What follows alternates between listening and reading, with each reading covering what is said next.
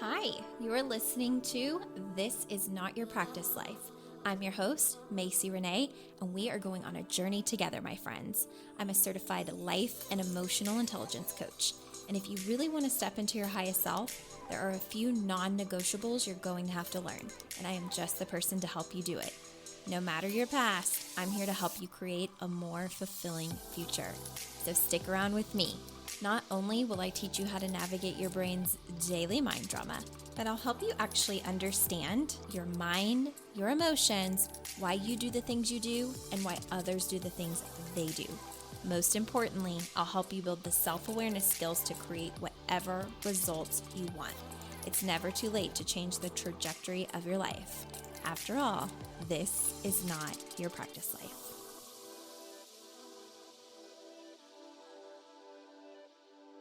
Good morning, everybody. Welcome back to another episode of This Is Not Your Practice Life podcast. My name is Macy, and I am so excited you're joining me from wherever you're listening from. So we're going to get right into today's topic, but I want to preface with, if you have had a horrendous or really hard last week or the last 2 weeks, just know something's going on in the air, because I don't know that I've ever had so many clients struggling at once. I've been struggling. So many friends have been struggling. There's been a lot of emotional things coming up. And I don't know, I know not everybody is into the woo-woo stuff with the stars and the planets, but apparently the full moon and the eclipse or whatever is going on in the solar system is deeply bringing up a lot of hard things for people to navigate and emotionally process. And I've just been seeing it so much, whether it's colleagues or friends or my own clients or even myself. So I just want to say, if the last 2 weeks or so have felt really, really hard, just know that you're not alone.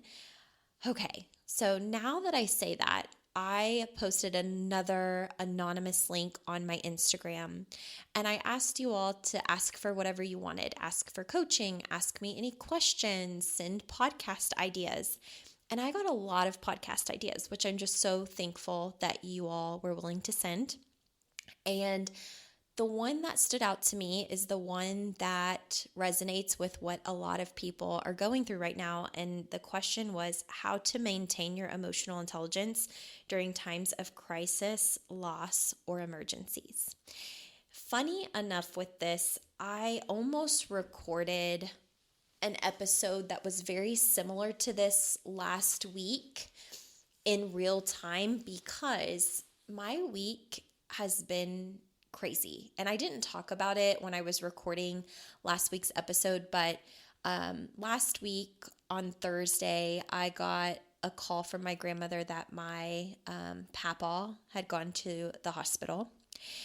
And, for something serious. I'm not trying to share all the business and whatnot, but he went to the hospital for something serious. And then 2 days after that, my grandma had to go to the ER in an emergency for something going on with her that she ended up having to have emergency surgery on.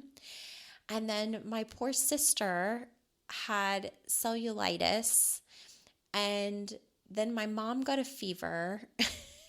And, my other sister, they're both due with babies. Both of my sisters are due with babies really soon. And so it just felt like a super chaotic week. I felt like every 24 hours I was getting a phone call or a message.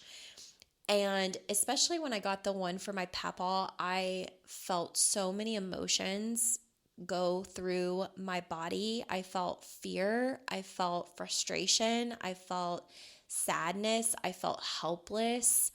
I felt so many things, and I almost came to the podcast to record what I was feeling live, simply because I felt like it would be the best teacher for how I was regulating my emotions. But the whole day was so chaotic, and I was just on my phone so much talking to different family members that I didn't do it. And I really do wish that I did, but I'm going to do my best to take you through what that process looked like that day, and even the days following, like how I've been managing it all up to this point, because I can't remember who it was. I feel like it was one of my clients. They said, "How are you doing? Are you okay?" Because, I show up for my clients and I just coach and coach and coach. And I don't want to say it's super rare because my clients are very thoughtful and considerate, but for someone to say, before we get coaching on me, or get to coaching on my stuff, how are you doing? Especially if they are in the loop about something going on in my personal life. So it was probably the first time that I was asked, really, and got to take a deep breath and just be like, oh, it's been a really hard week. So anyways, here's what I want to say to this. So how do you maintain your emotional intelligence during times of crisis, loss, or emergencies? So when I got the phone call, which I would definitely say was a crisis and an emergency and something very time sensitive, I immediately felt multiple emotions running through my body. Like I said, I felt fear, I felt frustration and sadness, and just a lot of emotions came flooding in. And I remember my train of thought being, what information can I gather to keep myself super, super calm? So what questions do I need to ask rather than assume? And how can I make sure that I process those answers and my emotions so that I don't freak out? So when I was getting the information, and I was asking questions, I really had to sit with all of the anxiety that I felt in my body. And I remember having the thought, oh my gosh, I can see why someone would go have a drink right now, or go smoke something right now, or go take a pill right now, because my body felt so jittery and so uncomfortable that there were there was probably an hour where I just kept having the thought, I don't know if I can handle this. I don't know if I can do this. I don't know if I can process this without something to calm my nerves. And I just kept bringing myself back. What really helped me in that moment was bringing myself back to, what can I control? The biggest thing with emergencies and crises and loss is that feeling of being out of control. And when we feel out of control, it's also what elicits all of that anxiety in our body, because anxiety is really the desire to be able to control things. And we know in life we cannot. And I was talking to my sister about it because I said, I'm just so anxious all in my body. I feel all of these uncomfortable sensations. And, I can see that my brain is also trying to come up with other scenarios. So for instance, my brain was like, well, what if I had been there? Or, is there anything I missed when I was home a few weeks ago? Were there signs then? Or what if I had asked different questions? Almost like that control, that feeling of, I should be able to control life and control my life in such a way where bad things never happen to me or the people that I love. I think that's what we all want as humans. And the emotional intelligence that I used in that moment was bringing myself back to, Macy, what can you control? And the answer is not what anybody wants, but I can only control myself. So I had to remind myself not to allow a drama reaction, because it wasn't going to be useful for anybody. If I was in full dramatics with my grandma giving me the news, if I engaged in any kind of dramatics with my family members who, were also processing emotion, it just wasn't going to serve any of us, when the only thing that I can do is control myself and remind myself that even if I got on a plane, there's only so much I can do at the hospital, which is visit, right? There's only so much that I can do as far as communication, which is maybe advocate or ask questions. Other than that, so many things are out of my control. So freaking out and panicking is not going to be helpful to me or to anybody else.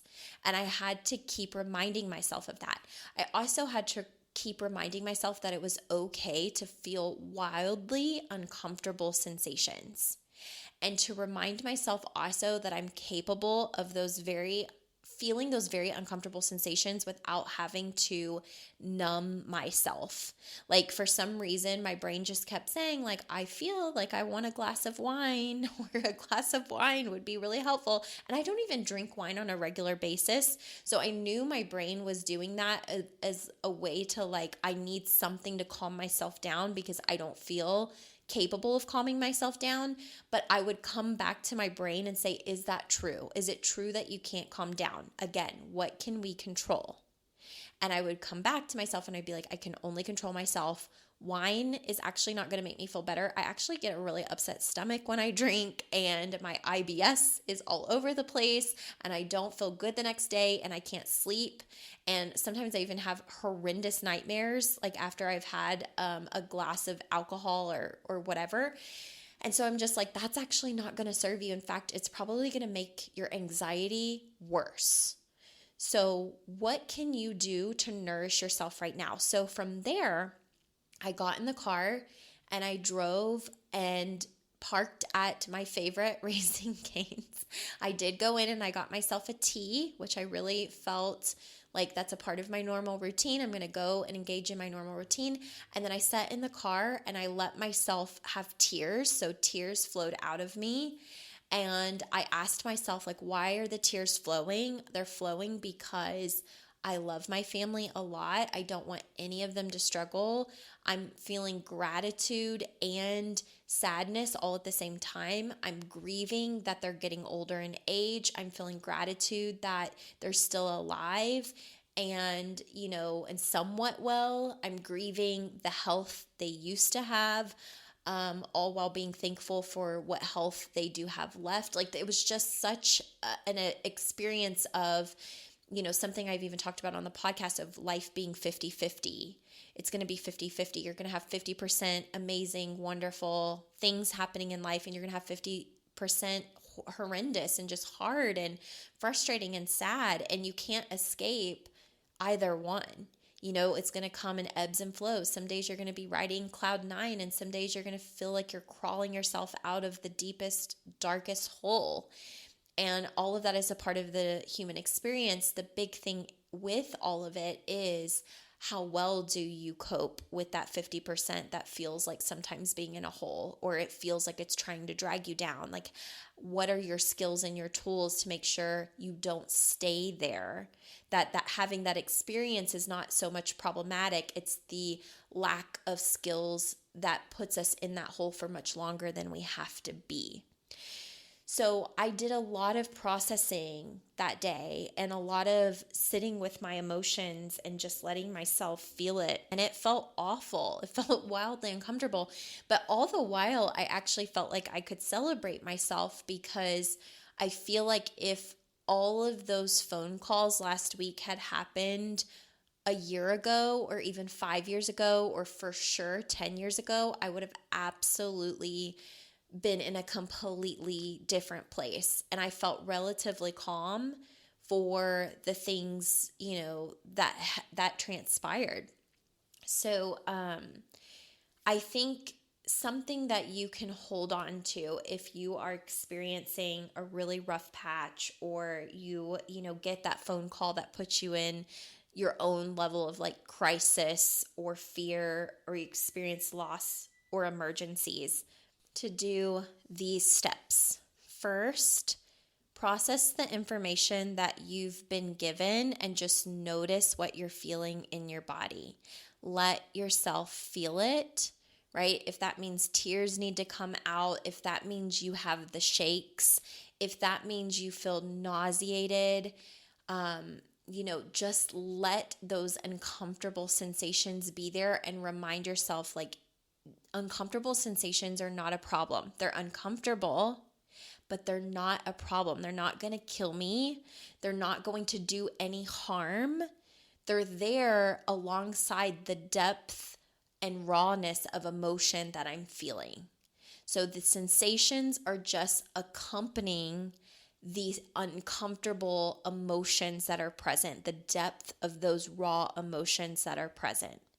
So the number one thing is just to remind yourself what I am feeling in my body. All of these uncomfortable sensations are not a problem.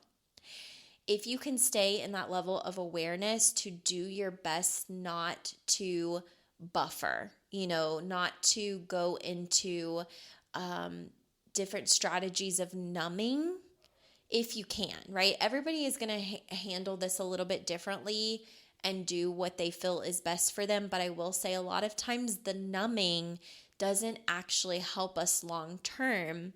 It just removes that sensation, but buries the feelings that come along with it. So when you have numbed out that sensation and you've numbed out your brain to not have to think about it, what you've actually done is stored it for later. So you've taken those emotions and you've pocketed them away or stored them away in what I refer to as the locker. And I think I did an episode a while back called The Locker of Feelings. And also, if you go watch my free training, Cope Better, which you can sign up for on my website or find on the pinned post on Instagram, you can learn more about that locker of feelings. But that's what a lot of people tend to do. They bury and suppress, they numb. And it's because in the moment our brain goes, I just need to get rid of this uncomfortable sensation. I can't handle feeling it, which is just a thought and a story in our mind. I can't handle it, but you actually can handle it many times, okay? If you just give yourself the space to feel it.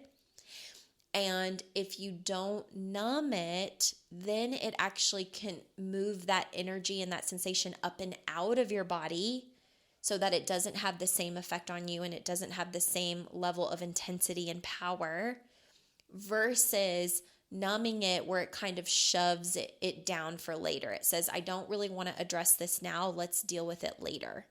And what most people do in their life is they've shoved most everything that they couldn't cope with in the moment for later. So by the time they're ready to open that, metaphorical locker, they have a lot of stuff to dig out, and the intensity of pulling it all out of the locker then is super overwhelming. That's why coaching can feel so hard. It's by the time someone has hired me to coach them, they're like, here's my locker. And it's got, 25, 35, 45, 55, 65 years of buried things in it that, in the heat of the moment, as in each individual circumstance, they numbed and they stored away. And now they want to, work through it, and we have to start digging it out. And it feels overwhelming because it's like, yeah, the locker is popped open and 20 things have popped out at once.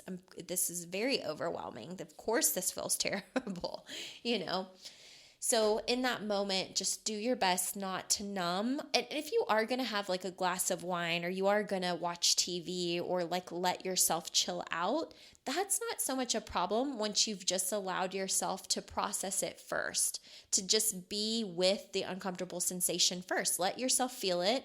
Remind yourself it's okay. Cry it out, shake it out, be nauseated, whatever it is, let it be there. Breathe through it, take some deep breaths. And then once you've kind of allowed the feeling to pass, you might a few hours later be like, okay, I'm so proud of myself that I did that. And now I just want to chill out and have a glass of wine with my husband, or, go out to eat with a girlfriend and maybe have a glass of champagne or whatever it is. And so I want to remind you that it's not a problem, and I'm not condemning you if you do any sort of buffering in your life. That's not what any of this is about. It's about sitting with the feelings first, right? Being really self-aware of why you're doing certain things, asking yourself if doing those certain things before you've processed emotion are going to serve you long term? For most people, the answer is no.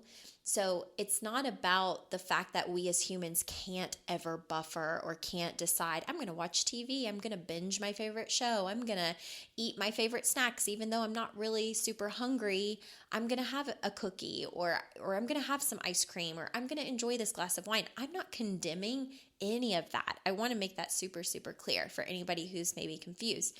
My whole point in bringing up the buffering and bringing up the whole process sometimes that we use of numbing ourselves is because a lot of times we're doing that when we're not aware of emotions or when we have told ourselves we can't handle life events that feel stressful, that create uncomfortable sensations in our body.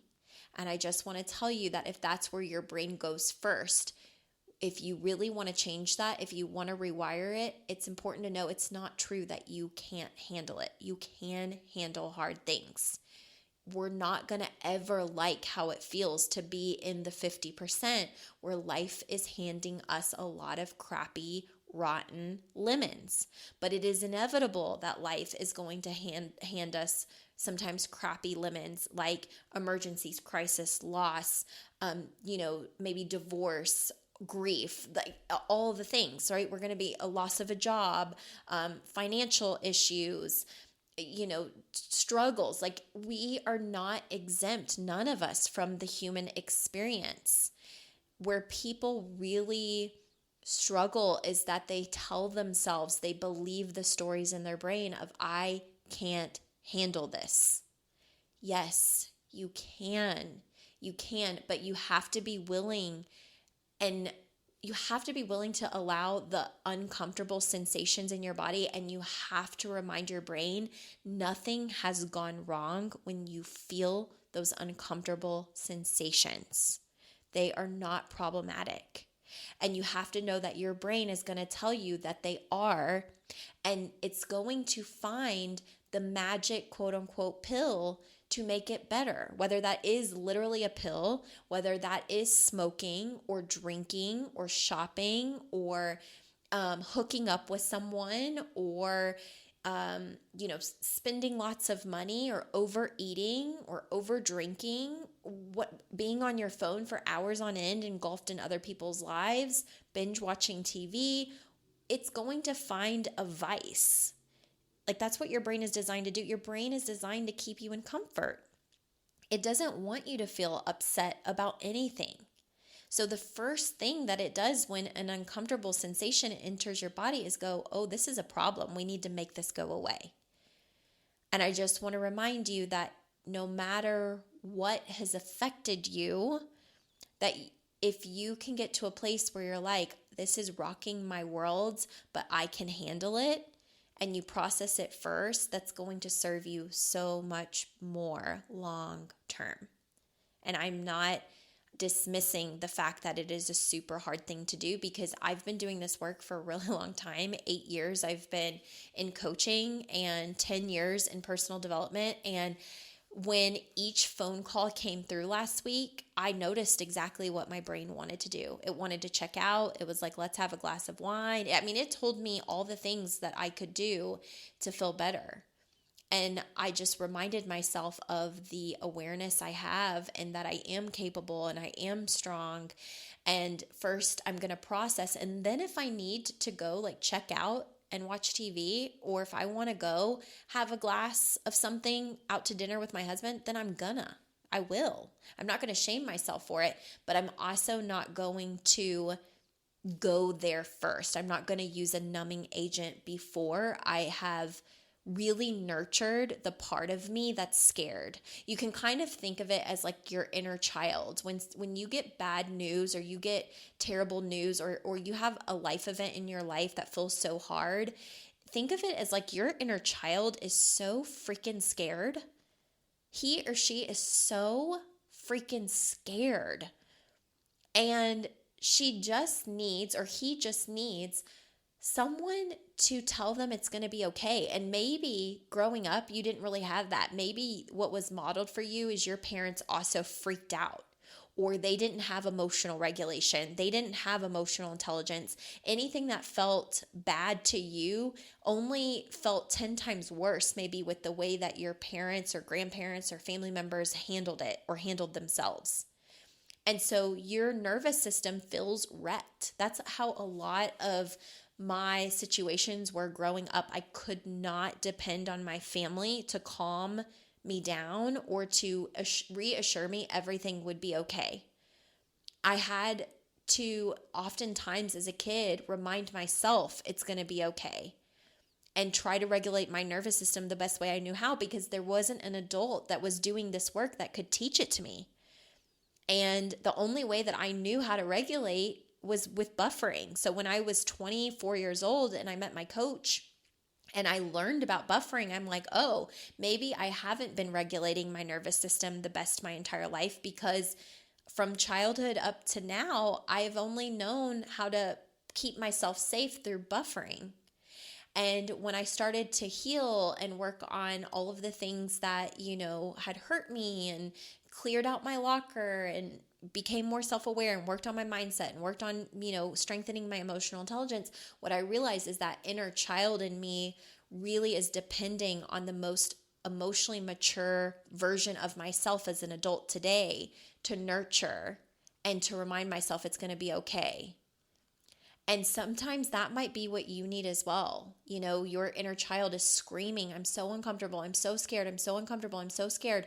How would you confront that child?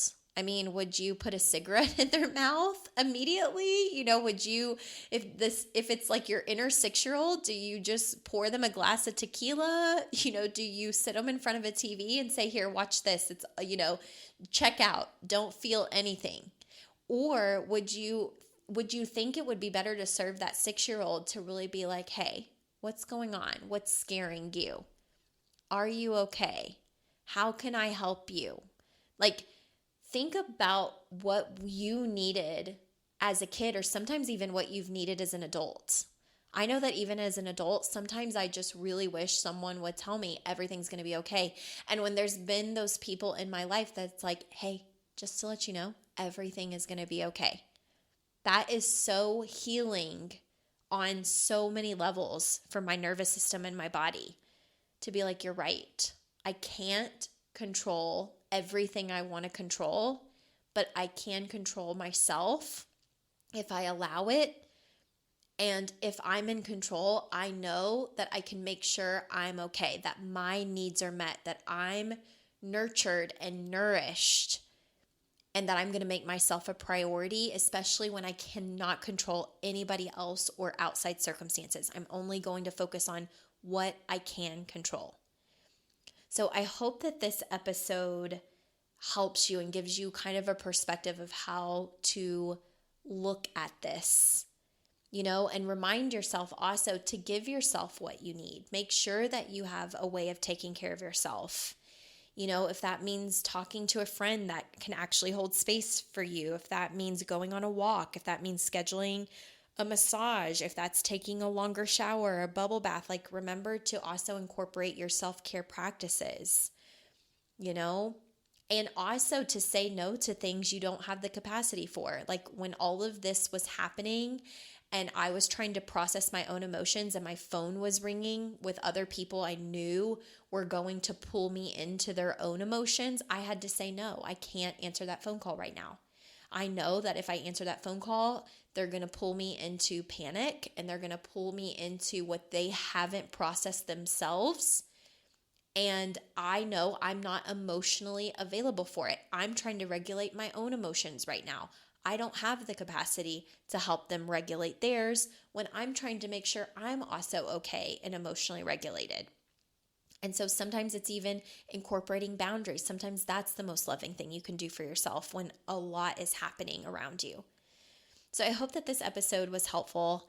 And again, if you have had a rough few weeks or a rough few days, just know I'm thinking of you and I am sending you so much love. And if there's any way that I can support you, please reach out. You are so important. You are so loved. And you've got this. Hang in there. And again, if you need any help whatsoever, please reach out.